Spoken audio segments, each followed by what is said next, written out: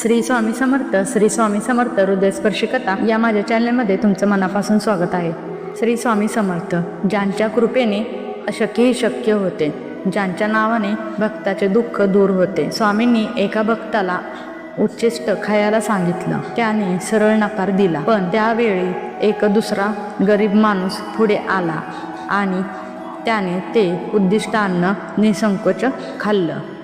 आणि पुढे जे झालं ते ऐकून तुमचा विश्वास बसणार नाही. एका माणसाने शंका केली आणि सगळं गमावलं. दुसऱ्याने फक्त विश्वास ठेवला आणि त्याचं नशीब बदललं. काय होती ही स्वामींची परीक्षा आणि कोण जिंकलं? चला पाहूया श्री स्वामी समर्थ दिव्य लीलामधील ही अद्भुत कथा. श्री स्वामी समर्थ. कधी कधी देव आपली परीक्षा घेतो, पण ती परीक्षा आपल्याला खाली पडण्यासाठी नसते, तर आपल्याला उंच नेण्यासाठी असते. अक्कलकोटमध्ये एक दिवस श्री स्वामी समर्थ आपल्या भक्तांसोबत बसलेले होते. त्यांच्या दर्शनासाठी एक गृहस्थ आला. त्याच्या चेहऱ्यावर आशा होती, डोळ्यात अपेक्षा होती. तो नम्रपणे स्वामींच्या चरणी पडला आणि मनात एकच इच्छा होती, माझ्या इच्छा पूर्ण व्हाव्यात. स्वामींनी त्याच्याकडे पाहिलं, हलकेच हसले आणि म्हणाले, जा, फकीरांना जेवू घाल, तुझे सर्व मनोरथ पूर्ण होईल. गृहस्थ आनंदित झाला. त्याने लगेच स्वामींची आज्ञा पाळली. घरी गेला.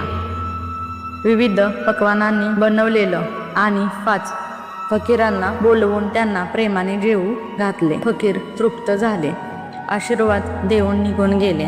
पण त्याच्या ताटात थोडं अन्न उरलेलं होतं. तेव्हा स्वामी म्हणाले, हे उरलेलं अन्न खा, तुझे सर्व मनोरथ पूर्ण होईल. हे ऐकून त्या गृहस्थाला मनात शंका आली.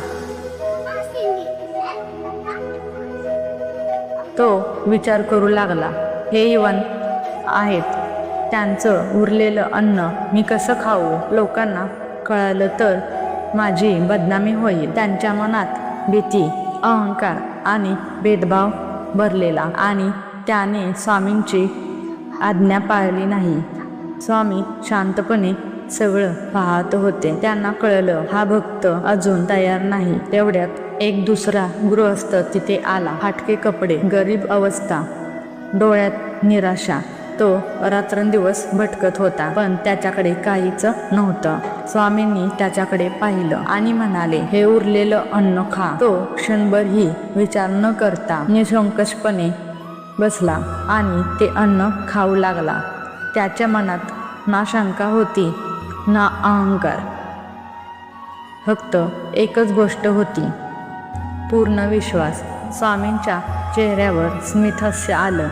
ते म्हणाले, मुंबईला जा, तुझे मनोरथ पूर्ण होईल. तो गृहस्थ काही न बोलता स्वामींच्या शब्दावर विश्वास ठेवून मुंबईकडे निघाला. मुंबईत पोचल्यावर तो इकडे तिकडे भटकत राहिला. त्याला काही समजत नव्हतं, पण विश्वास होता, स्वामी आहेत. एक दिवस सकाळी तो एका घरासमोर जाऊन उभा राहिला. त्याला स्वतःलाही माहीत नव्हतं तो तिथे का थांबला. तेवढ्यात घरातून एक वृद्ध स्त्री बाहेर आली. तिने त्याला पाहिलं आणि म्हणाले, बाळा, आत ये. तिने त्याला बसवायला जागा दिली आणि काही क्षणातच ती घरातून पैसे घेऊन आली. तिने थेट त्याच्या हातात ठेवले, 10,000 रुपये.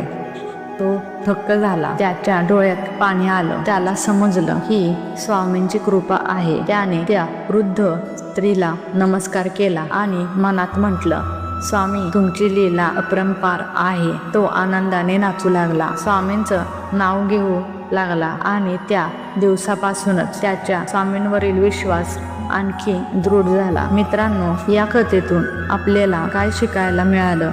पहिला गृहस्थ शंका केली, भेदभाव केला आणि संधी गमावली. दुसरा गृहस्थ विश्वास ठेवला, आज्ञा पाळली आणि कृपा मिळवली. म्हणूनच स्वामींवर पूर्ण विश्वास ठेवा, शंका सोडा, कारण जिथे श्रद्धा असते तिथेच चमत्कार घडतात. या अध्यायातून आपल्याला एकच शिकवण मिळते: स्वामींवर पूर्ण विश्वास ठेवा. शंका आणि भेदभाव मनातून काढून टाका, कारण जिथे श्रद्धा असते तिथेच स्वामींची कृपा आणि चमत्कार अनुभवायला मिळतात. जर तुम्हाला हा अध्याय आवडला असेल तर व्हिडिओला लाईक करा, शेअर करा आणि श्री स्वामी समर्थ असं कमेंट नक्की करा. पुन्हा भेटूया पुढील अध्यायात. 1 ते 21 अध्याय मंगलाचरण. पूर्ण अध्याय 1 तासाचा पूर्ण पहा. मन शांत होईल, घरात खूप शांतता येईल. धन्यवाद.